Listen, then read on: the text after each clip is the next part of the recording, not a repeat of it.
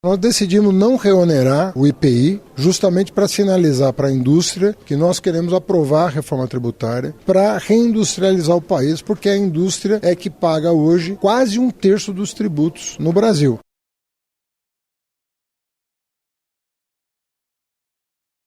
Enquanto no Brasil se discute a necessidade de reformas estruturantes, como a tributária e a administrativa, a palavra reforma tem causado uma onda de protestos em duas importantes nações, França e Israel.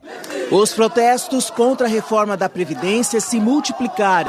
E ontem, Paris viveu mais um dia com as ruas tomadas por manifestantes. Sindicalistas, professores e funcionários de refinarias também aderiram ao movimento contra a reforma da Previdência.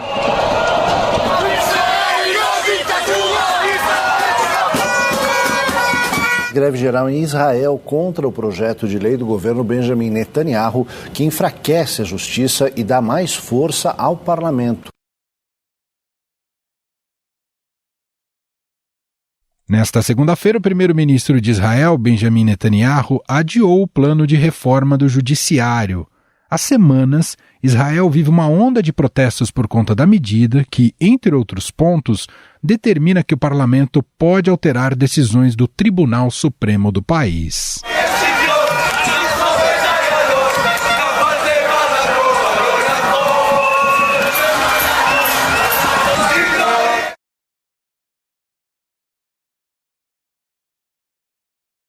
A oposição alega que a subordinação do judiciário ao parlamento coloca em risco o caráter democrático do Estado. Esse projeto para controlar o judiciário tem um contexto religioso e social.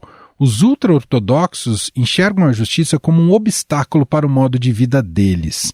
Em seu pronunciamento, Netanyahu afirmou que o adiamento acontece porque há uma vontade de se alcançar um consenso sobre a reforma do judiciário. O ministro da Defesa de Israel foi demitido depois de pedir para que o governo pause os esforços para reformar o sistema judiciário do país. Em uma coletiva dada ontem à noite, ele afirmou que a reforma é, abre aspas, perigosa.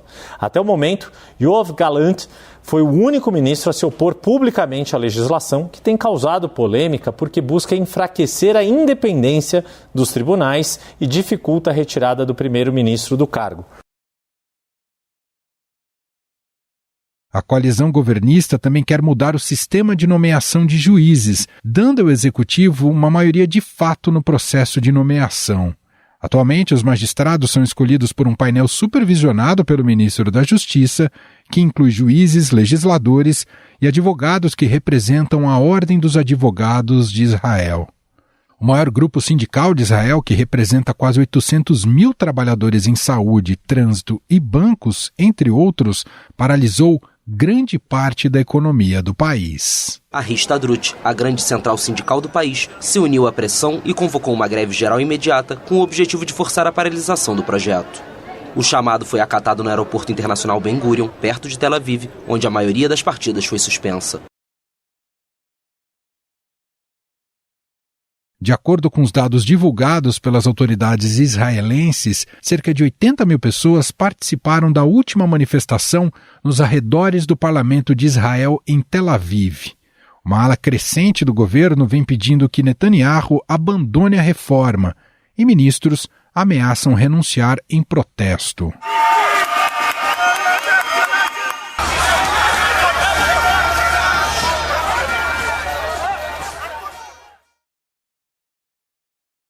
A França tem atravessado um momento parecido com o de Israel, mas lá a reforma é outra. As ruas de Paris e de inúmeras cidades francesas mantiveram nesta quinta-feira a rotina de protestos contra a impopular reforma da Previdência do presidente Emmanuel Macron. Há semanas o país entrou em uma espécie de convulsão social marcada por protestos contra a reforma da Previdência proposta pelo presidente Emmanuel Macron. Na semana passada, mais de 1 milhão de pessoas foram às ruas em todo o país, segundo o Ministério do Interior.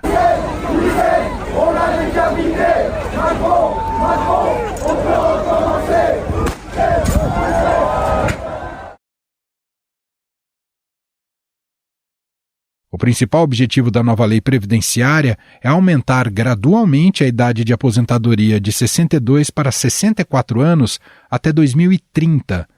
A reforma também adianta para 2027 a exigência de contribuir 43 anos para obter uma pensão e não os 42 anos como acontecia até agora. Além disso, ela elimina os privilégios de aposentadoria de alguns funcionários do setor público, como os trabalhadores do metrô de Paris. Segundo Emmanuel Macron, a medida é crucial para evitar o colapso do sistema previdenciário francês. O governo afirma que essas mudanças são necessárias para evitar o aumento do déficit nas próximas décadas, quando a França enfrentará o envelhecimento da população. As manifestações têm sido feitas de forma violenta pelos dois lados, como pôde ser observado nesta terça-feira.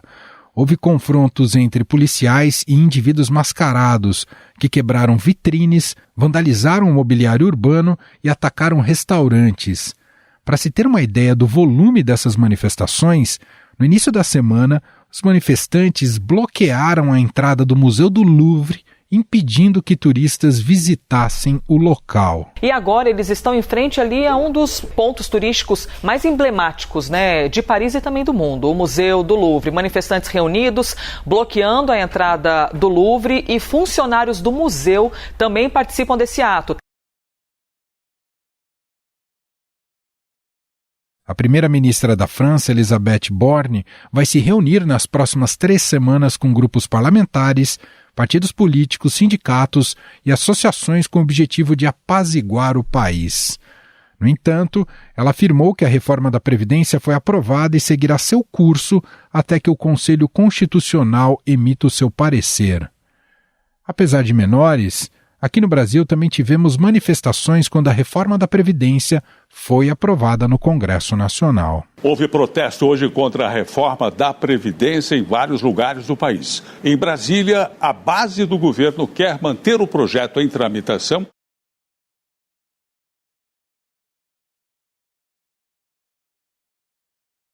Afinal, o que essas manifestações podem mudar na vida política desses países? Há mais elementos em jogo do que apenas a discussão em torno das reformas? Existe uma insatisfação mais ampla? Sobre este assunto, vamos conversar com o professor de Relações Internacionais da ESPM Porto Alegre, Roberto Ibel.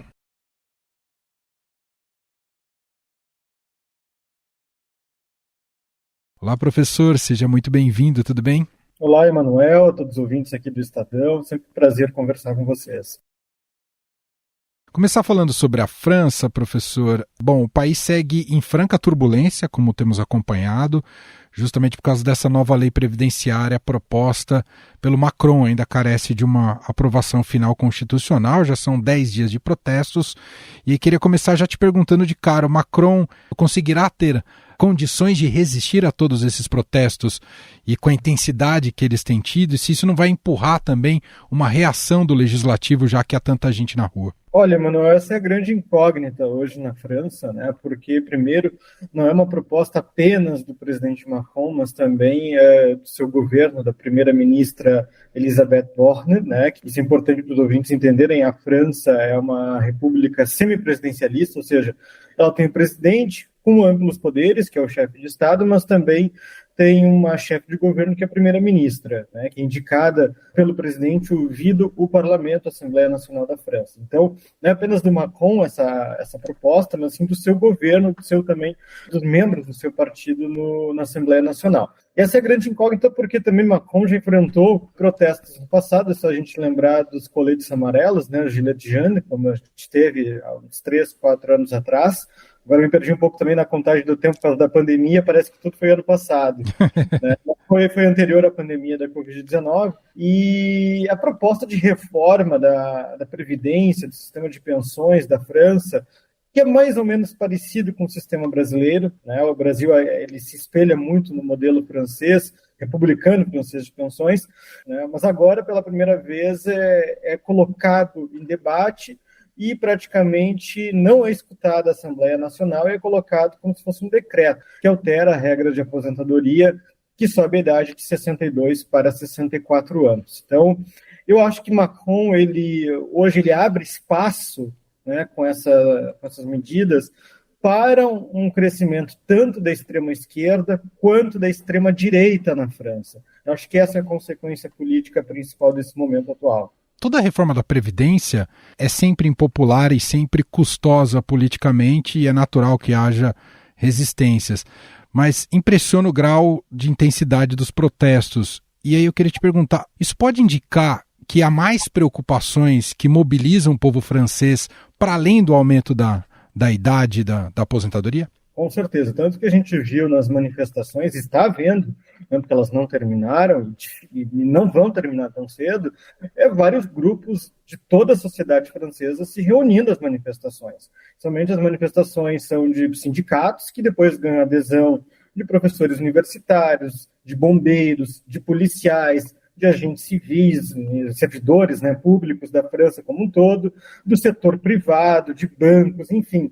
Então, é uma das maiores manifestações que a gente vê na França, diria, nas últimas 3 décadas, e que traz, eu acho, para o centro do debate não apenas a questão da aposentadoria, porque, vamos lá, 2 anos, né, é maior, inclusive, do que a reforma da Previdência que o Brasil teve, já foi muito contestada aqui, mas 2 anos, se a gente fosse olhar nu e cruamente, não é um período, um alargamento tão grande, né? Dado ainda o prazo, se não me engano, até 2030, para esse período de pedágio, e considerando também a demografia da Europa, que é uma população mais envelhecida, principalmente na França, né? Mas a questão central é que a forma como foi conduzido isso é que trouxe insatisfação para os franceses. Não é apenas os 2 anos a mais de trabalho, mas a forma como foi atropelando praticamente a Assembleia Nacional, que é o órgão, né, é o poder legislativo da França que representa a população de fato, e praticamente ela foi colocada de lado, de escanteio, como a gente fala aqui no Brasil. E aí traz outras questões principais, como, por exemplo, de seguridade social, o não aumento automático das pensões, de aposentadorias, o próprio salário mínimo na França hoje em debate, as questões de reposição do mercado de trabalho com relação à imigração. Então, é uma série de descontentamentos que a gente enxerga agora, que eu traçaria um paralelo até, dadas as proporções, com 2013 no Brasil, quando a gente viu uma série de manifestações que começaram lá com o aumento do transporte público de São Paulo e acabou se generalizando para o Brasil todo. Dadas as proporções na França, é mais ou menos isso, não é apenas a aposentadoria e o sistema de pensões, mas são uma série de questões e que são comandadas, aí a gente sabe, né, nas manifestações, tanto pela extrema-esquerda como pela extrema-direita, né? E isso acaba colocando Macron, de fato, e também a primeira-ministra numa encruzilhada, porque não tem muito espaço para diálogo no momento em que a população toda está insatisfeita. São poucos na sociedade civil francesa que apoiam a reforma da Previdência, né, e também as outras reformas que o governo Macron quer fazer. A figura política e a capacidade de liderança do Macron está em xeque e a gente vê um senso de oportunismo. O senhor destaca tanto a esquerda quanto a direita. Exatamente.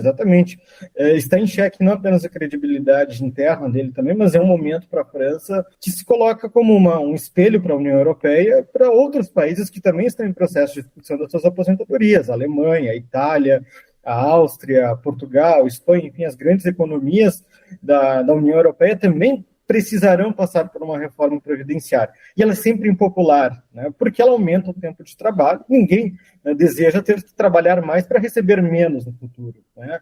E então isso também serve como um termômetro para outros países que estavam ensaiando uma reforma da Previdência e puxaram o freio justamente por causa do que está acontecendo na França, porque isso pode virar um estopim em todos os países da União Europeia daqui a pouco. A Itália, principalmente, a própria primeira-ministra Giorgia Meloni já declarou que a revisão do sistema previdenciário vai ficar mais adiante, né? Que a questão agora é gerar empregos na Itália, segundo a primeira-ministra. Mesma coisa na Espanha, em Portugal, que vão evitar trazer esse tema muito controverso, porque estão observando o que está acontecendo na França. Então, a gente vê uma perda de credibilidade tanto interna, mas também no bloco europeu uma certa desconfiança se Macron vai conseguir ter um capital político aí nos anos que restam do seu governo. Bom, mudar de assunto, vamos entrar agora e abordar a situação de Israel, que vive um momento também bastante delicado, com protestos há muito tempo, mas que ganharam agora um grau ainda mais forte de presença nas ruas e, claro, de muita confusão e confronto, e ali por conta de um projeto de reforma do judiciário proposta pelo Benjamin Netanyahu. Primeiro queria te ouvir, professor, ali no caso de Israel, se esse congelamento proposto agora, colocado agora pelo Netanyahu, pode ser visto como de fato um recuo. Com certeza, porque Netanyahu é conhecido por não recuar. Netanyahu se tornou, ao longo dos últimos anos, um líder um pouco mais autoritário. O seu partido também, já de extrema-direita, já dava, digamos assim, um credenciamento para o seu autoritarismo, mas ele vem se mostrando mais autoritário do que era no passado, né? E acho que a semelhança, para quem está ouvindo aqui o podcast com a França, é também um atropelo de outros poderes, né? É o executivo se intrometendo em outro poder, tanto no legislativo, que vai votar essa reforma do judiciário, como no próprio poder judiciário. E acho que isso, Emanuel, é uma consequência, ou melhor, uma característica das democracias ocidentais contemporâneas, né? Não é só na França, não é só em Israel, não foi apenas no Brasil, nos Estados Unidos, a gente vê isso em todo o Ocidente. E, de fato, Netanyahu, ao declarar essa semana, né, de que colocaria em stand-by o projeto para permitir o diálogo, depois já de ter demitido ministros que pediam tirar o projeto, é um indicativo de que Netanyahu fez um cálculo político. Ele sabe que ele tem uma base não muito sólida no Knesset, que é o parlamento de Israel, e também que a qualquer momento ele pode sofrer uma moção de censura. Ele já quase sofreu uma na semana passada, não conseguiu passar, mas não está imune a uma moção de censura futura, né? E também os processos que ele responde no judiciário. Por isso ele quer reformar o poder judiciário, porque ele responde a uma série de processos, né? E Israel é um país interessante da gente analisar, não apenas geopoliticamente, mas também na política interna, que nos últimos 4 anos Israel teve uma série de eleições, praticamente ficou meses com primeiros ministros interinos, né? Porque não conseguia formar uma coalizão de governo. Lá também tem uma extrema-direita muito forte, partidos ultra-ortodoxos muito fortes, partidos nacionalistas mais de esquerda, que também tem uma força significativa e não conseguem criar uma coalizão. Então, aos moldes da França, Israel também hoje se vê num momento de turbulência doméstica, mas que lança assim atenção para o mundo nessas tentativas de governantes eleitos democraticamente, mas que querem atropelar o funcionamento dos outros poderes. Assim como a gente falou da somatória de temas que levam as pessoas às ruas, de insatisfações que levam as pessoas às ruas, a gente falou sobre isso em relação à França, cabe também o mesmo paralelismo em relação a Israel? Por exemplo, esse componente político de um excesso de extremismo no governo do Netanyahu é algo que tem incomodado a sociedade israelense, professor? Com certeza, Emanuel, porque Israel, desde a Constituição na década de 40, sempre foi um Estado, apesar das questões palestinas, né, que até hoje não foram resolvidas e que talvez é o ponto mais crítico do relacionamento de Israel com o restante do mundo, mas apesar disso, a sociedade israelense sempre foi considerada muito progressista. As primeiras legislações de igualdade de gênero, LGBTQIA+, sempre começaram em Israel. Israel sempre foi protagonista, foi a vanguarda, como a gente fala, né? Esteve na vanguarda. Então é uma sociedade também que se preocupa com questões de política doméstica, não apenas de política internacional, aí a gente deixa de lado a causa palestina e traz questões domésticas de Israel, e que quando tem um atropelo de instituições, atropelo de poderes, ela vai às ruas. Então, tem uma série de outras questões, o aumento do conservadorismo, do nacionalismo em Israel, né, e que é muito além de uma questão de religião. Nós não estamos falando aqui de judaísmo, nós estamos falando de um Estado nacional, ou seja, questões políticas que, independentemente sejam judeus, cristãos ou muçulmanos que vivem em Israel, levam isso para as ruas as suas insatisfações, né? O aumento, por exemplo, do cerceamento à livre circulação, tanto de cidadãos israelenses como de cidadãos palestinos nos territórios da Palestina e de Israel, né? Então, é uma série de questões que a população, quando tem esse momento de insatisfação, que vai às ruas, não é trazer apenas, que no caso da França, da aposentadoria, ou no caso de Israel, a questão de uma reforma do judiciário, mas é um conjunto de micro-questões que levam à exaustão, digamos assim. Então, é interessante observar esses dois movimentos, porque eles tendem a se repetir também em outras regiões do planeta, né? Se a gente for observar, principalmente aqui no Ocidente. Você vê, pela trajetória de como a coisa tem andado em Israel, está levando a uma insustentabilidade política do Netanyahu? É difícil da gente prever se o partido do Netanyahu vai conseguir mantê-lo no poder. Ele sobreviveu à última moção de censura, que é uma espécie, entre aspas, né, de um pedido de impeachment, mas isso ocorre nos sistemas parlamentares. Ele conseguiu sobreviver na semana passada, uma votação apertada, né? Dificilmente, se ele continuar com essa ideia de reforma do judiciário, que vai atrair ainda mais insatisfação da população. Também na própria imprensa tem se colocado muito contrário a essa reforma, a opinião pública. Dificilmente ele vai conseguir se manter no poder, até mesmo pelo retrospecto dos últimos anos, que os governos de Israel sempre foram muito instáveis, né? Não tinha uma coalizão, uma maioria que desse uma segurança. Então, se ele continuar batendo nessa tecla da reforma do Poder Judiciário, dificilmente ele vai conseguir se manter no poder até o final do ano ou até as próximas eleições. Você vê a possibilidade de uma interferência mais direta dos Estados Unidos na crise israelense? Essa pergunta é difícil porque no próximo... A gente já está em campanha nos Estados Unidos, né? Nós estamos em pré-campanha presidencial, no que vem tem eleições, e pelo histórico dos Estados Unidos não intervêm em assuntos de outros países em período eleitoral, no seu período eleitoral. Ele cria uma estabilidade um ano antes, faz guerra na Ucrânia, que a gente já falou isso várias vezes, né? Ou guerra na Síria, ou guerra no Iraque, guerra no Afeganistão, mas no ano da pré-campanha, ou da campanha, como a gente pode falar, dificilmente ele vai intervir, sobretudo num aliado como Israel, né? Que é um dos seus principais aliados no mundo, não apenas no Oriente Médio, cujas tem boas relações com o governo de Netanyahu. Tanto democratas como republicanos sempre tiveram boas relações com Netanyahu, né? Então dificilmente havia uma intervenção. Chama a atenção uma declaração que teve nessa semana do Departamento de Estado dos Estados Unidos pedindo, né, que as partes respeitassem a democracia israelense, que o governo, né, respeitasse as instituições, que é um indicativo que os Estados Unidos não está muito contente, né, com esse tipo de reforma do judiciário, porque, como a gente observa, né, o que acontece em Israel pode acontecer em outros países do Ocidente, mas futuramente, como a gente está vendo na França agora. Então é sempre um exercício, né, é um termômetro para o próprio Estados Unidos, claro que dadas as proporções. Vamos comparar também o tamanho dos dois países, né, das suas instituições, mas os Estados Unidos dificilmente vai intervir diretamente nesse processo, até pela aliança histórica que tem com Israel. Só para a gente fechar, você já citou um pouco, mas queria te ouvir um pouco mais, de que maneira entra a questão palestina mais diretamente na crise? Porque é um problema histórico de Israel, mas muita gente aponta o dedo dessa contradição de um país que está pedindo uma democracia mais qualificada, mas mal sabe lidar com a questão palestina e com os imigrantes que estão ali no país. Como é que ela tem entrado mais diretamente nessa crise, professor?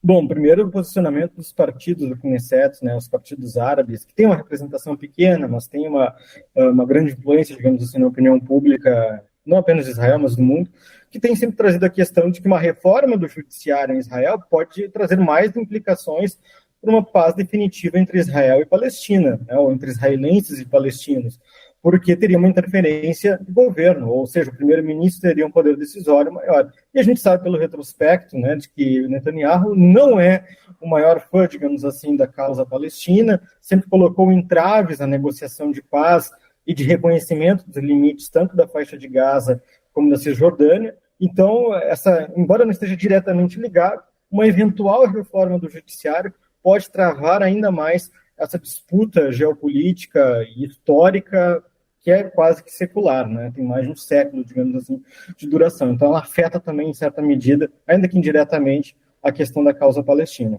Muito bem, nós ouvimos aqui o Roberto Ibel, professor de Relações Internacionais da ESPM Porto Alegre. Muito obrigado, viu, professor, pela conversa mais uma vez. Obrigado, fico sempre à disposição.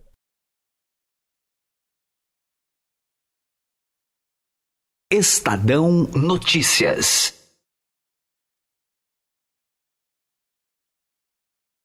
E este foi o Estadão Notícias de hoje, quarta-feira, 29 de março de 2023.